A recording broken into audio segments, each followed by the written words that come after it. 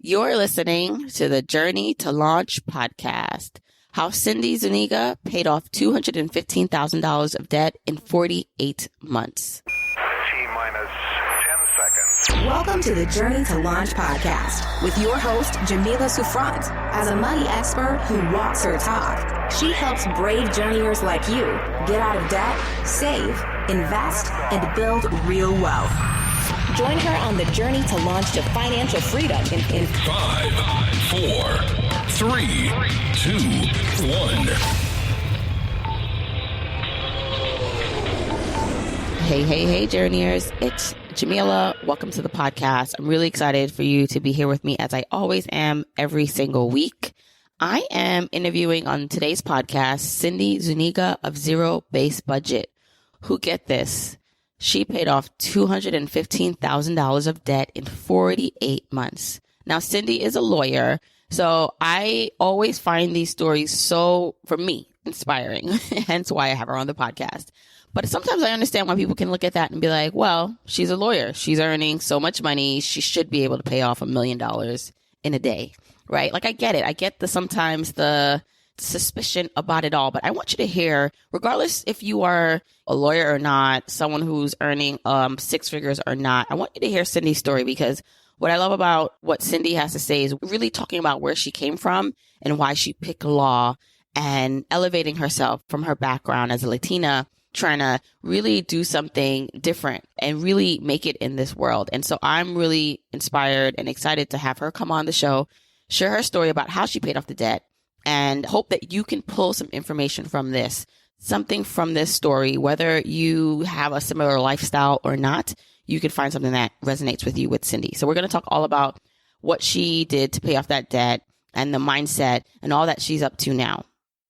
If you want the episode show notes for this episode, go to journeytolaunch.com, or you can click the description of wherever you're listening to this episode to get the full episode show notes.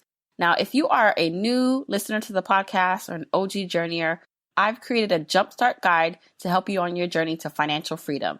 It includes the top episodes to listen to, the stages to go through to reach financial freedom, resources to help you, and so much more.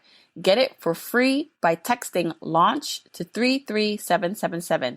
Text LAUNCH to 33777, or go to journeytolaunch.com/jumpstart to get your guide for free right now. Okay, let's hop into the episode. Hey, journeyers, I'm super excited to bring you this conversation with Cindy Zuniga of Zero Base Budget. Cindy, welcome to the podcast. Thank you, Jamila.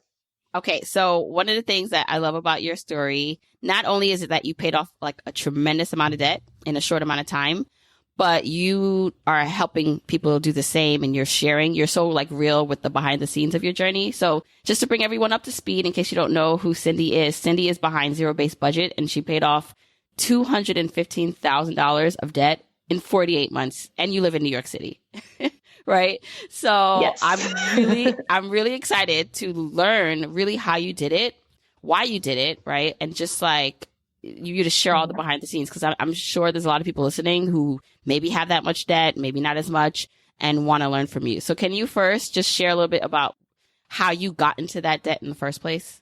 Yeah, absolutely. As you mentioned, I graduated with over $215,000 of debt.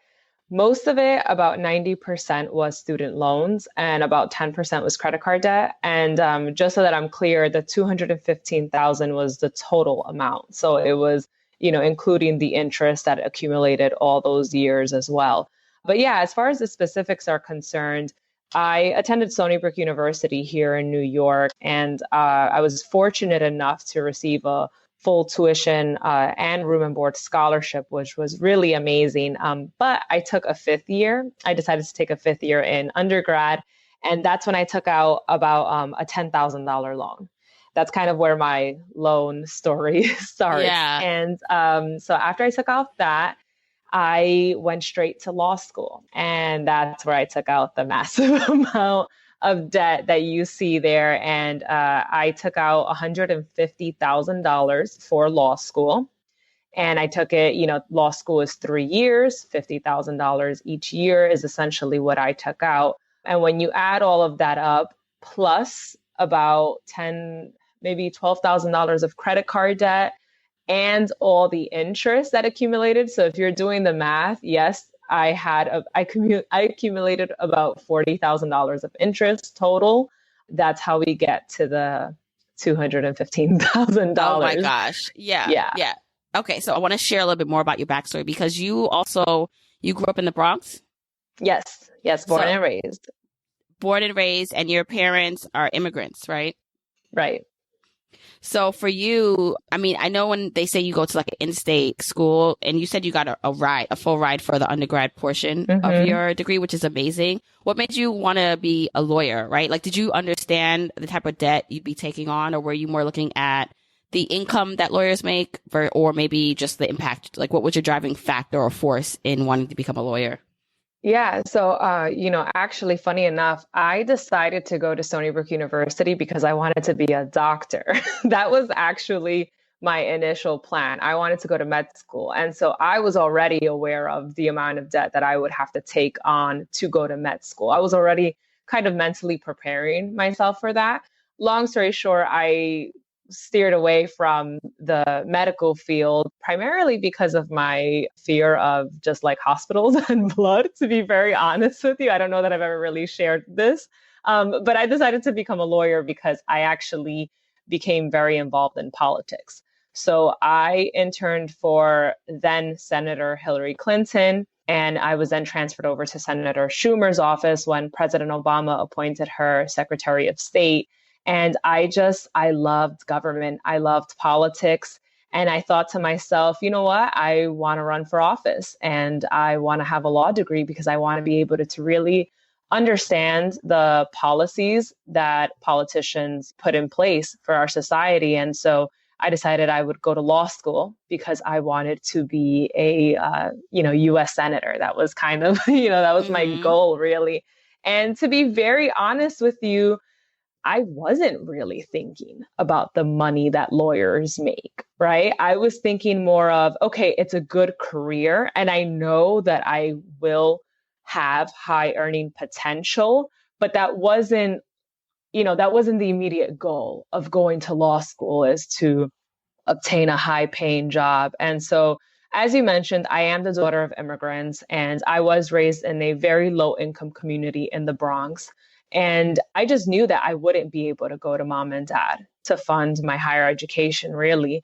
And so I had to start thinking about these really tough topics of student loans. And I wish I was much more educated then, that, compared to how I am now on just general knowledge on all things student loans. But I just knew that it was kind of like a necessary evil, kind of, right? Like if I wanted to become a lawyer, I was going to have to take on a ton of debt. And I was willing to do that. And while I was in law school, actually, because a lot of people say, well, you don't work in government now, kind of like, what was that shift? While I was in law school, I really became exposed to other areas of the law that I could not have possibly been exposed to before. So, I didn't know any lawyers, right? Like I didn't have lawyers in my family. I had 2 girlfriends who had just graduated law school. And so, I knew them, but I didn't have any lawyers in my family. I didn't have any lawyers in my neighborhood. And so I became exposed to different areas of the law, including corporate law. And that's when I really started, just diving into the private sector. And I decided that that's where I wanted to go to. I no longer wanted to, be in government. I no longer had aspirations to run for office. I really now wanted to try my way into the private sector. And that's what I did. And, surprising enough, the private sector, well, surprising to me just because I quite frankly just didn't know. I wasn't aware.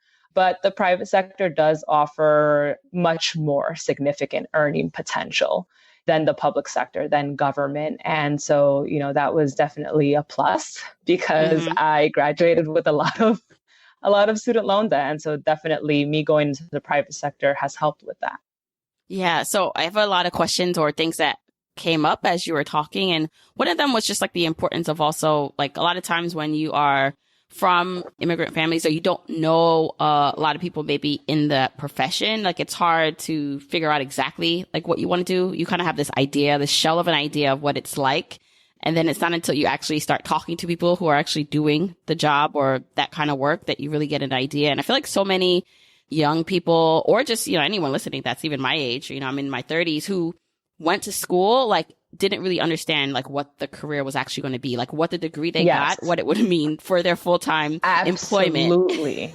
Absolutely. Oh my gosh. Yes, absolutely. And so therefore there's like people here even listening that are not even lawyers. So I think the most like infuriating thing for people is that like, okay, you got all this debt, but then at least your income potential, like your earning potential, like kind of matches the debt, assuming that you went, on the trajectory that you're on. But there's so many people who are listening that don't have the earning potential of your kind of position, but have almost sometimes as much debt because they didn't know any better or they weren't taught. And it's just super sad or infuriating for them because then it's like it puts them at such a disadvantage because they're hardly earning enough to pay their like student loans back. Yeah, absolutely. And I think that, I heard a few years back, someone gave kind of like a general rule of thumb. And of course, I want to preface this by saying that everyone's situation is unique, and I'm very, very mindful of that. But I think it's a good general blueprint for those that are thinking about taking on student loans, whether for undergrad or maybe for grad school. And it's not to take out more student loans than would be, your first year salary, right? Mm-hmm. With that degree that you attained. So for example, if you're going to say law school, right? And you take out $120,000, what kind of jobs can you get that will pay you $120,000 a year, when you graduate from law school or when you graduate from that physical therapy program or from PA school or from that, master's of social work program, whatever it may be. I think that that's a really important thing to be mindful of because yes, especially children of immigrants, like we're really pushed on the whole, education at all costs, right? Right. But what's really heartbreaking is when I hear stories from clients, from fellow audience members of Zero Based Budget that say, Cindy, I didn't know, right? Or Cindy, I took out over $100,000 of student loan debt, but my earning potential out of school is really only, let's say, $50,000 a year with that degree, right? So I think it's something that a lot of people don't really like talking about because they think that they're going to either hurt someone's feelings or there's shame or guilt associated with it. But I do think we need to increase the conversation on earning potential of certain degrees, right? Like I think that's important for us to be able to talk about because then you really have people that they're set back in their financial goals because they're trying to pay off the student loan debt, which could seem impossible for some people, So I think that that's definitely something that I think we kind of need to increase the conversation on for sure. And I'm definitely glad you flagged that because I totally feel that. And then it's twofold, right? Because here's the thing. Now that we're having the conversation, there are people who are already in this situation. They have tons of debt. So the conversations like this going forward are more about what can you do about it now? Like that's the past. There's nothing you can do about what happened, but here's what you can do for future generations, for your own kids, for maybe people in your family now going to college. You can educate them so that they are not burdened with this inherent like debt. And then for yourself, like what can you do to dig yourself out of this and make the best out of this situation? So we're going to talk a little bit about what you did. Because one of the things that I like about your story is, like you said, like you realized you paid in 1 year $24,000 towards your debt. And then you found out that 20,000 of it went to interest. So I want to first think, when did you get serious about paying it back? Because here's the other thing that happens for people. Like you're in school and you're just like, I'll worry about that later. So when did you realize, wait a second, like I need to really get serious about this debt? What made you think in that way? When I saw that I had paid $20,000 to interest and only $4,000 to the principal. So yes, as you mentioned, my first year of paying off my student loan debt, I was just basically paying the bill that I was sent, right? Like just automatically, okay, I need to pay this. So my minimum payment was $2,000. And because I had such a high debt amount. And, thankfully I was able to manage that payment, even though I realized that that's an extraordinarily high payment. But I was like, okay, I'll just pay this off. They bill me. I had like the electronics, bill pay set up. And that's how it was the first year. All of 2016, I was paying $2,000 every month. At the end of the year, the company sent like that, the statement with the interest that you had paid Right. for the year for your tax purposes. And I saw that I had indeed paid $24,000 to this company, to Nelnet, the loan servicer, and only 4,000 went to the principal. So only 4,000 actually went to the debt that I had taken on, and 20,000 went to the interest. So, I started crying because I was so furious. I thought to myself, wow, I've really been set up to fail. Like, I'm never going to get out of this, right? Even though I understand that as time progresses, the amount paid to interest will start to decrease, and the amount paid to principal will start to increase. But first of all, I didn't understand why that happened, right? Like, why was I paying so much to the interest? Another thing is I looked at the interest rates, which I had never really looked at. And I had a lot of student loans that were around the 9% mark. And that's a huge number when we're talking six-figure debt, especially. Yeah. And so that's really when the fire lit within me, right? That no more. I need to really figure this out. I need to ensure that next year I'm not looking back and saying like, oh, wow, there goes another, I don't know, $10,000, $15,000 to interest and only X amount to the principal. That's actually when I really, decided to shift things. And I started reading every personal finance blog that you can think of.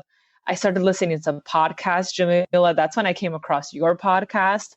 I came across so many content creators that were making personal finance approachable and just relatable. And that's how I started really digesting my information. So in January 2017, I decided to refinance my student loans. And, refinancing is essentially taking out a new loan with a private lender. And so that private lender, which in my case was SoFi, paid off all of my student loan debt. And I now had that new loan with SoFi. And so people ask, well, why did you do that? Well, it was because I had a significantly less interest rate that I was paying. I think my interest rate was about 4%. Right. And I was able to also shrink the time period in which I was going to pay back my student loans, because I said to myself, no, enough is enough. I'm going to get rid of these loans and I'm going to do it ASAP. And also, just by the way, during 2016, I did decide to pay off my credit card debt too, just because my credit card debt it just kept on increasing, right? Because the interest rate on credit cards is just egregious. I mean, we're talking like 24% interest. And so I remember thinking, no, I need to pay off this credit card debt and just get rid of it ASAP. And so I was able to get rid of the credit card debt in 2016. And so when I refinanced my student loans, essentially that's the only debt that I had left was, my massive student loan debt. Yeah. Yeah. So I know some things that may be coming from people who are not lawyers or who would not have this potentially high income is, well, maybe, okay, so you're able to pay off your credit card and now you refinance. And so now you're working on paying off this loan, but perhaps, you were earning a gazillion dollars. I'm just being ridiculous here, but like there are a lot of people listening right now. I'm like, well, I don't, she was probably earning a lot. So everything is relative. Can you take us back to when you did start getting intentional, like the changes you had to make? Because, one thing, I've had a couple of lawyers on this show before who were high earners and also had very high debt payments, and they had to manage that. So I would love to just dig a little deeper there on what kind of sacrifices, if any, you started to have to make, like to be able to do this, to pay off this debt. Yeah. So definitely, one thing I definitely want to acknowledge is the financial privilege that I had to even be able to do this.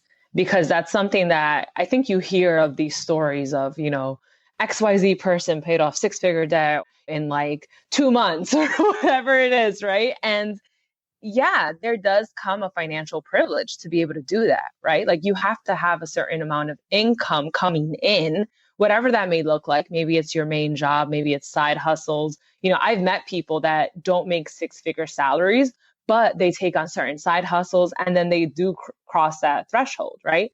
So whatever the case is, yes, I do want to acknowledge the financial privilege that I certainly had and currently have, because of my position as a corporate lawyer here in New York City. With that said, I didn't live like a corporate lawyer in New York City. I didn't have this kind of glam life that a lot of people think corporate lawyers have or anything like that. So I really focused on 3 areas. One was my housing expenses. I kept my living expenses pretty low, especially for New York City, because I share the rent costs with my partner. We have a 1-bedroom apartment. We don't live in, the heart of Manhattan. We don't live, right like in Midtown or in a gorgeous high-rise building with elevator doorman. Like we don't live that kind of lifestyle. And we did that intentionally. We did that because we had certain financial goals to accomplish. And so I knew I had to keep my living costs very low. That was one specific thing I did. Another thing is I was tempted right out of law school to perhaps purchase a car. I was like, oh, that would be great if I just purchased a car. On the weekends, we can take little weekend trips or do this or do that.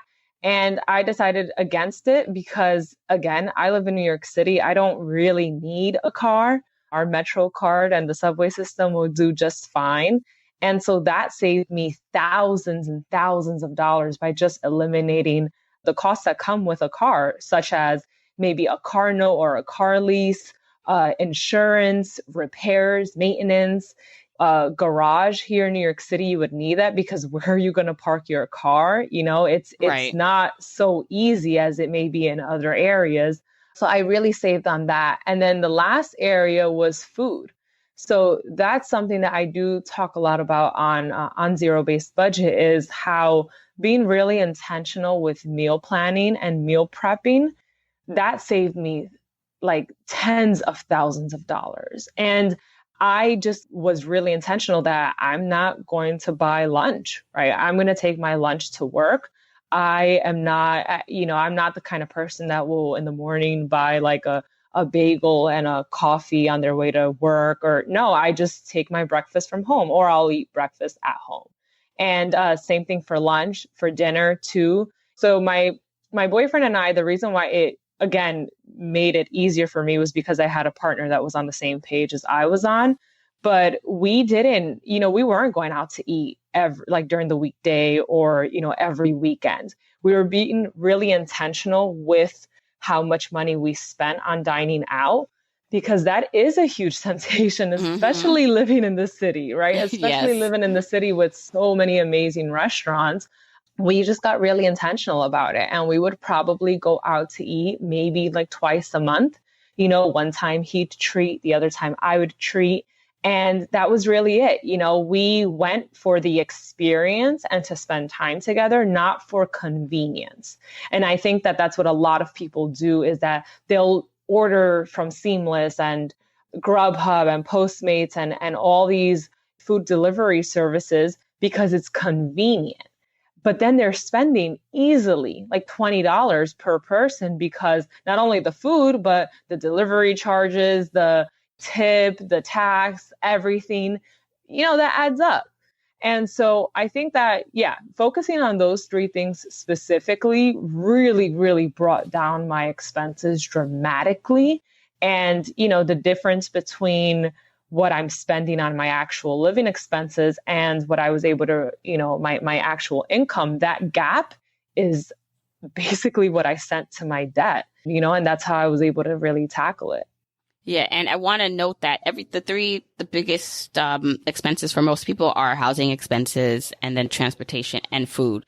So this kind of discipline, while it is hard, for a lot of people. Absolutely. It can be applied to anyone. Now, of course, if you, depending on where you live, how far you live from your job, if you have kids, there are some things that are just going to be more expensive for you. But, I think what you're talking about here, because I don't know, I always get this, like, I always have I feel like I have multiple voices in my head. I'm not crazy, but I also feel like I can imagine what certain people think when they listen to these conversations. And there are some people who can learn from anyone, regardless of income or privilege. Like, they're just like, what's the mindset?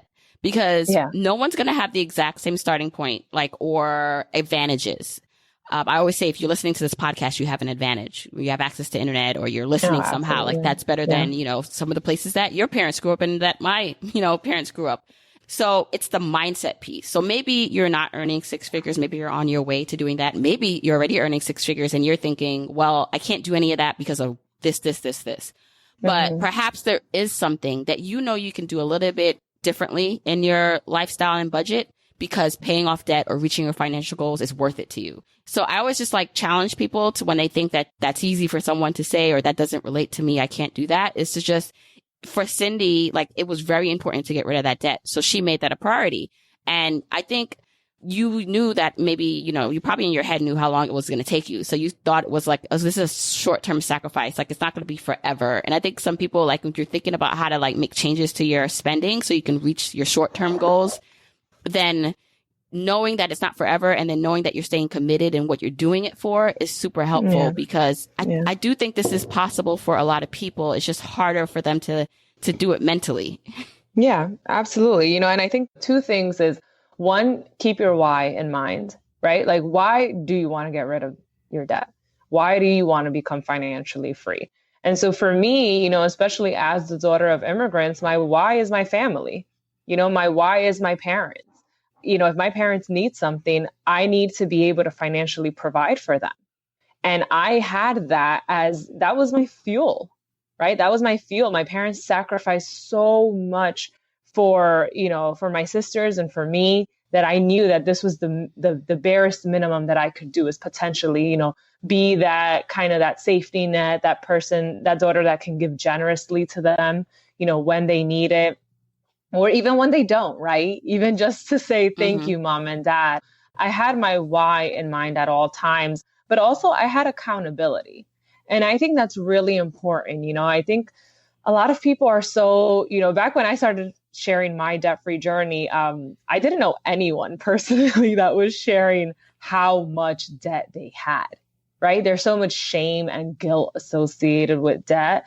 And I decided to share it, on a very public forum. You don't have to, right? You don't have to share it on a public forum, but maybe you tell your partner, maybe you tell your best friend or your sibling, and just share it with someone, because then I think that you'll have that little accountability through that relationship that'll also help keep you going on the journey. Yeah. And it's really important, that accountability piece, because one of the things I was going to ask you was, it's great that you had a partner that you were on the same page. I wanted to kind of ask about that, but also just first want to ask about your environment. So you're around other lawyers who are earning as much or more, and they're not on the same journey. So they're spending. How did you withstand the temptations then? Because I imagine then, for those few years of you not going out to eat, you're in the city, there's tons of restaurants and things to go for lunch. Did you tell them about what you were doing? Did anyone join you on the journey too? Or was it more just I'm just got to keep my head down and say no to everything? How did you withstand all that peer pressure, if you had? Yeah. So, my work colleagues, they all knew that I bring my lunch from home. That wasn't really much of an issue, because I started working and was bringing my lunch in already, so I kind of just had that as a habit. But maybe if that's even not a habit that you already have and you kind of want to implement it, I find that people are very receptive if you just are honest with them, right? So instead of saying, oh no, I can't go to lunch, right? Just say, oh, I actually bring my lunch from home, but if you want to meet me in the if you have a cafeteria or something like that, we can chat there, right? Invite them to actually hang out with you. That's okay. Also, I did set out a day. So for me, it was Fridays, where I did allow myself to go out and buy lunch. And I tried to also do a twofold, where I would go out with a coworker. to kind of have that social interaction. But I think that you'd be surprised if you're just kind of like open and honest with people and telling them that, you're kind of either on and this obviously if it's true to you, right? If you're on a health journey or a financial freedom kind of journey or whatever it is, and you're making this small change, a lot of people will find that admirable. And I found a lot of people actually asking me kind of like, oh, so, what do you like to make? Or what do you usually prep and things like that? As far as the larger temptations, generally, I think about the lifestyle and the, going out for drinks and et cetera, et cetera. A big thing that I didn't spend money on was alcohol. And alcohol is extremely expensive. Oh my gosh, yes. Like very expensive. And also not the healthiest habit, if we're being honest. So it's a good idea if you want to cut down on that, not just for your health, but also for your pockets too. But yeah, I mean, I had a trick that, my coworkers and my colleagues, I'm sure that if they're listening to this, they'll know it well, is I'll just order a seltzer with cranberry juice, right? And like totally fine. And nobody else cares really, right? Like all people actually care about is like your company and good conversation.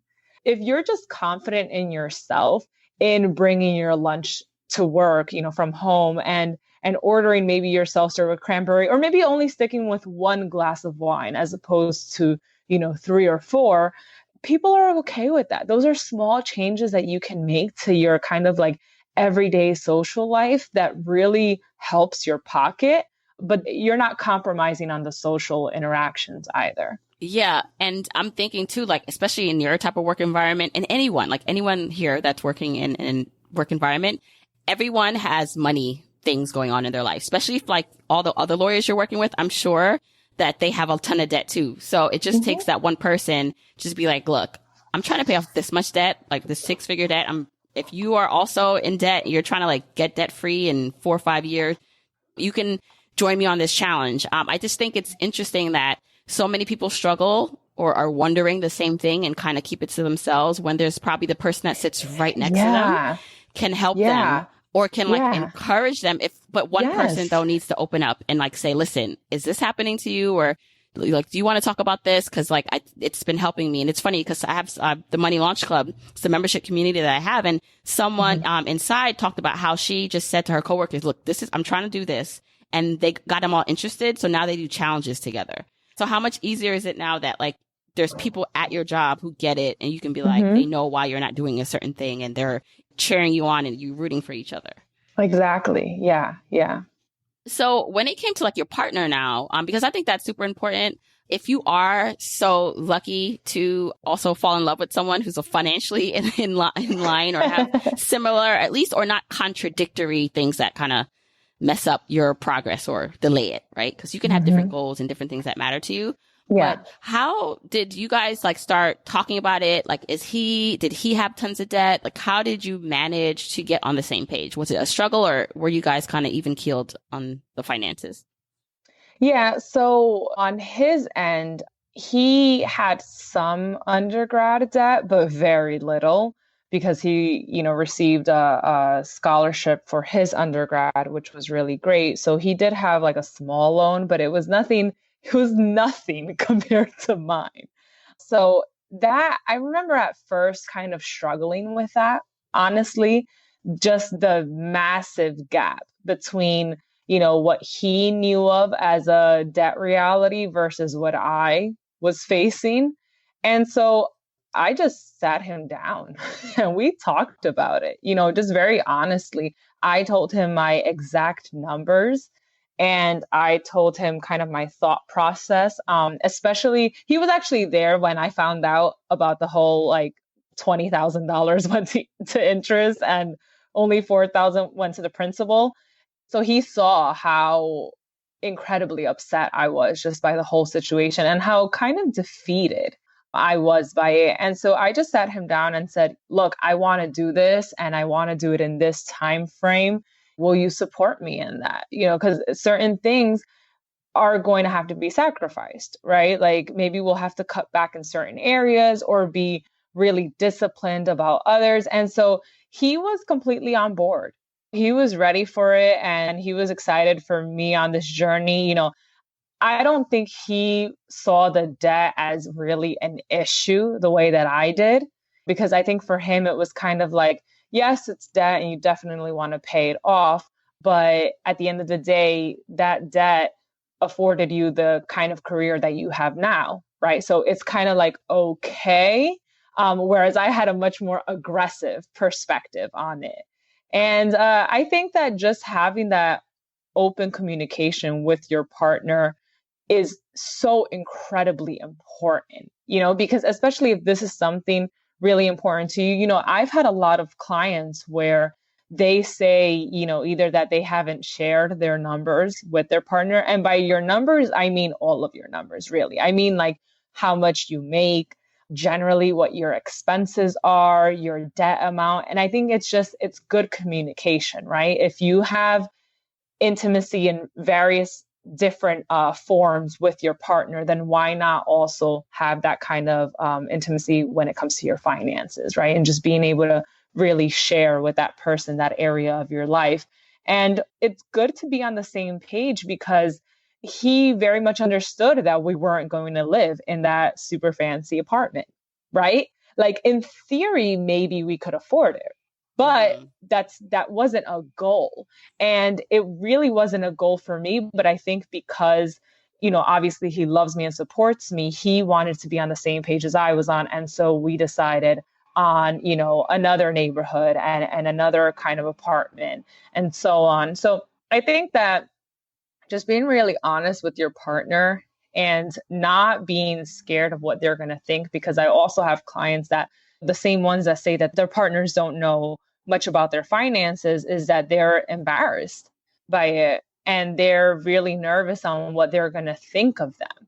And I think that just having that communication is just so incredibly important. And if your partner is really not on board with your journey, then maybe introduce them to podcasts that you've been listening to or blog articles that you've been reading. I remember sending a lot of things to a lot of articles to my boyfriend on people and their kind of like debt freedom journeys, and showing YouTube videos of people's stories and putting on podcasts. And that really also helped kind of get him on board with everything, because he saw how excited I was about it all. So yeah, just communication truly really is the key. And I think too, like, so one of the things that happens too is sometimes like starting with a financial conversation, if the relationship itself is rocky and there's trust issues or a lot of baggage from other things, that can create more problems, right? So a lot of people just want to jump straight to, let's get our finances together, when there's some more deep rooted foundational stuff that might need to be worked on first.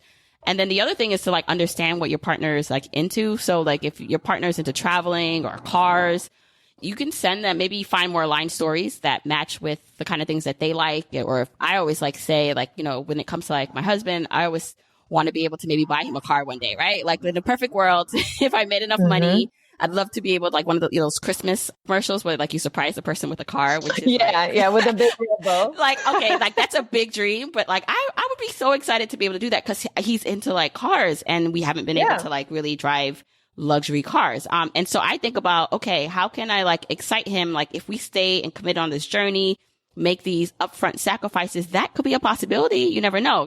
So getting him excited about the journey, like making sure you understand what motivates them and you include that in the goals that you're setting for your family or what you're doing. Now, one of the questions I do have is like investing. So people who are in current debt, like there's a lot of different schools of thought, especially if you follow like the Dave Ramsey method, where you pay off all like consumer debt first and you don't invest. I believe in a more balanced approach of investing while paying off debt. What did you do when you were aggressively paying off debt? Did you invest in your 401k or retirement plans at all? Or what was your philosophy? Yes, I absolutely did. So my, again, very general rule of thumb is pay off credit card debt ASAP, right? Because a credit card is going to charge you 20, maybe 25% interest. So definitely get rid of that first, right? But then I think that when, especially for those that have lower interest debt, like student loans, for example, I do think that you can take a more balanced approach. And so while I was aggressively paying off my student loans, I do have my 401k that I started contributing to, because it's not just for me, it wasn't just a debt-free journey. It's really a financial freedom journey that I'm on. And so I didn't want to kind of silo my journey by just saying, well, I'm just going to focus on paying off debt and that's it. And then I'll focus on investing.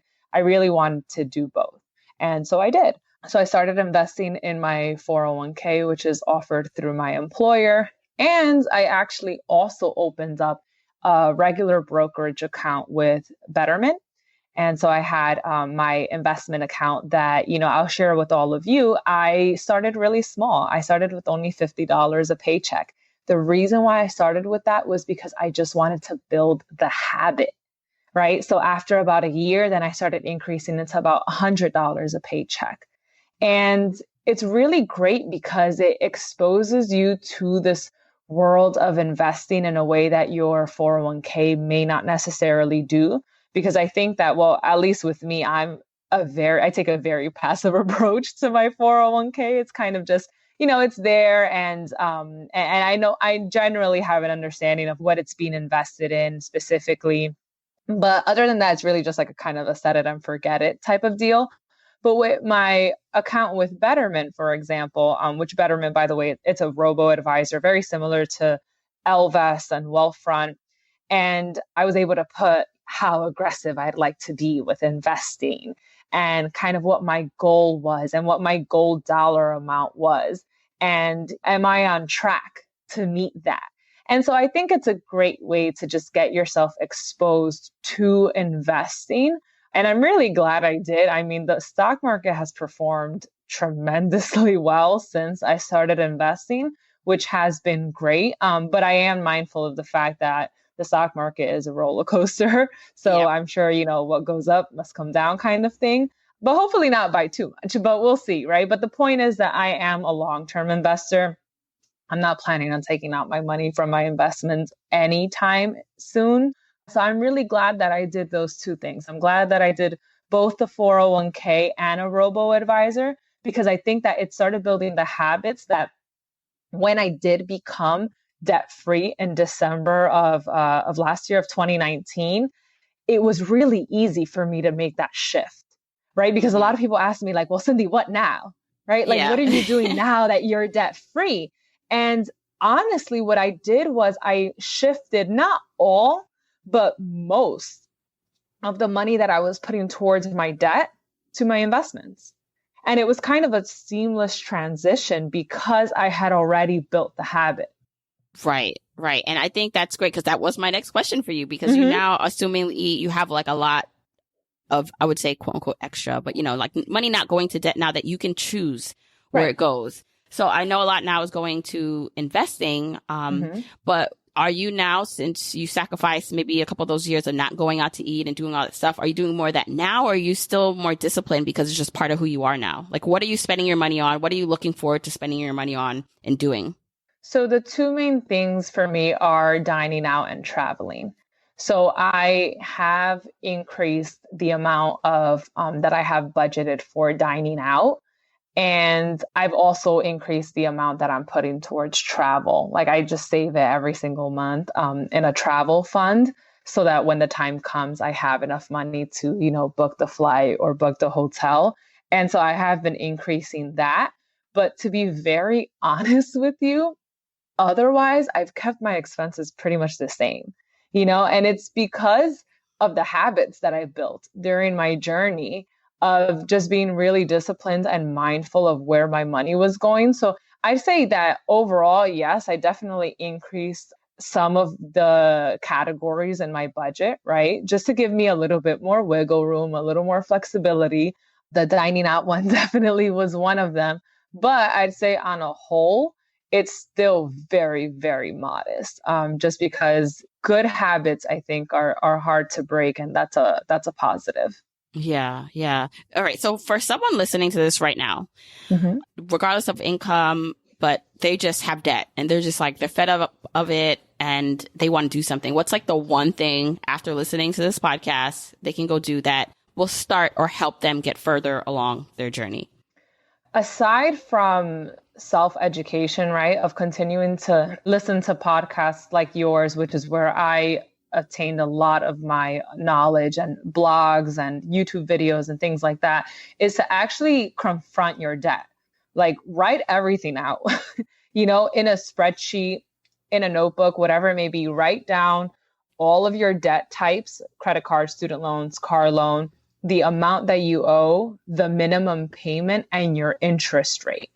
And then figure out a plan of attack. Okay, how am I going to pay this off? Am I going to use the snowball method or the avalanche method? The snowball method is when you pay off your debts smallest to largest, just looking at the dollar amounts. The avalanche is when you pay highest interest rate to lowest interest rate. Whichever method you go with, just pick one, right? Because you just got to keep on going on the journey. And then look at how much you have left over each month, as far as like your budget is concerned, right? How much wiggle room do you have? And really kind of look at your numbers, I think, is the number one thing you need to do. You need to confront your debt, but you also need to confront, where is your money going? So what I personally have clients do is I have them look back 3 months, at their credit card statements and their debit card transactions. And I have them physically take a highlighter and highlight every time you spent money on dining out, every time you spent money on a gift, on cabs, whatever it may be, write it out, right? And really confront your numbers. And that's going to allow you to see the potential that you have to actually apply to your debt on the either snowball or avalanche method. And then you just make a plan of attack and you just knock them out one by one. And it might not be that, you get to knock out your first credit card in a month or two, right? It might take you a few months, but that's okay. At least now you know what you have to do because you actually confronted your numbers. A lot of times we have kind of analysis paralysis, right? Where we don't actually act because we've received all this information, right? So, oh my gosh, I received all the information from the blogs and the podcasts and the Instagram accounts and everything. And now I'm going to go back to watching Netflix.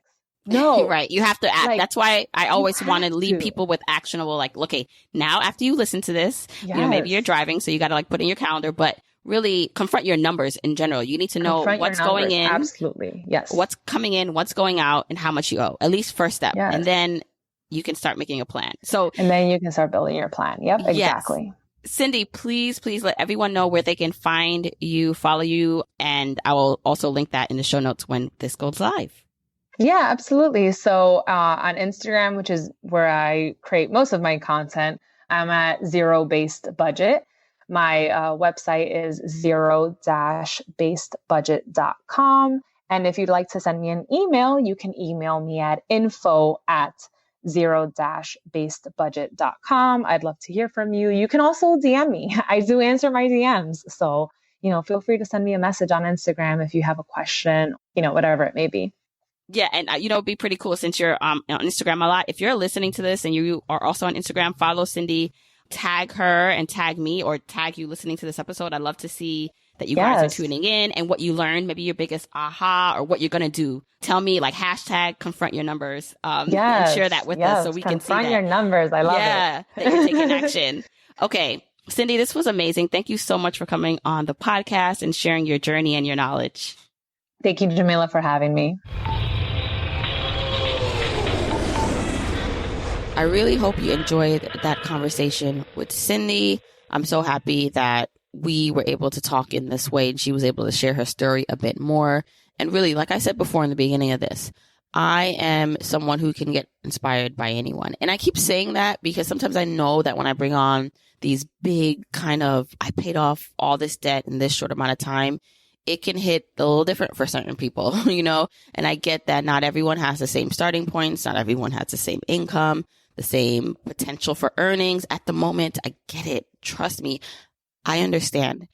And the way I've been able to navigate this world, and, I can only obviously speak for myself, but then also seeing other people who've been on the show is that while everyone has different tools in their toolkit, again, different starting points, all these different things that make us who we are, that if we could pull from the things that we can be inspired by, right? Like things that we can act on. I think that's what allows us to excel and to break the barriers that we aspire to break. So I hope that you got something from this episode, whether you're a lawyer or not, whether you maybe are at the point where you're earning six figures or not. Hope that you were able to pull something from this episode, something from Cindy, something, even if it's inspiring for you to just go out there and get it and to do just a little bit better, to pay off a little bit more. And again, I know that we are in the times where financially for a lot of people, this is different. You know, who could have expected all this to be happening with our economy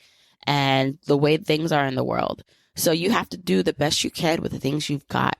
And one of the things that you got is your mind and your emotions. And a lot of that is on the fritz right now because of everything happening. But I do believe that if you can center and ground into what is motivating you, what's causing you to want a better life, even through these times, you will figure out a way. Even if it's just listening to things that inspire you, that kind of, you know, you're taking notes on that, okay, maybe I can't do something right now, but it's something I'm going to look into.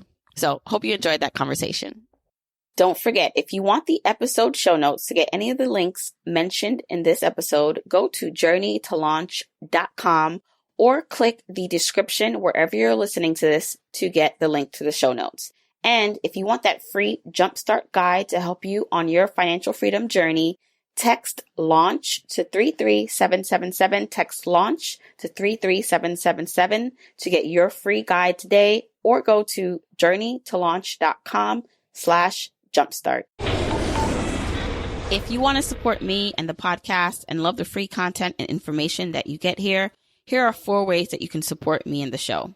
1, make sure you're subscribed to the podcast wherever you listen, whether that's Apple Podcasts, that purple app on your phone, your Android device, YouTube, Spotify, wherever it is that you happen to listen, just subscribe so you are not missing an episode. And if you're happening to listen to this in Apple Podcasts, rate, review, and subscribe there. I appreciate and read every single review.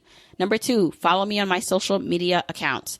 I'm at Journey to Launch on Facebook, Instagram, and Twitter, and I love interacting with journeyers there. 3, support and check out the sponsors of this show if you hear something that interests you. Sponsors are the main ways we keep the podcast lights on here, so show them some love for supporting your girl. 4, and last but not least, share this episode, this podcast, with a friend or family member or coworker so that we can spread the message of Journey to Launch. All right, that's it. Until next week, keep on journeying, journeyers.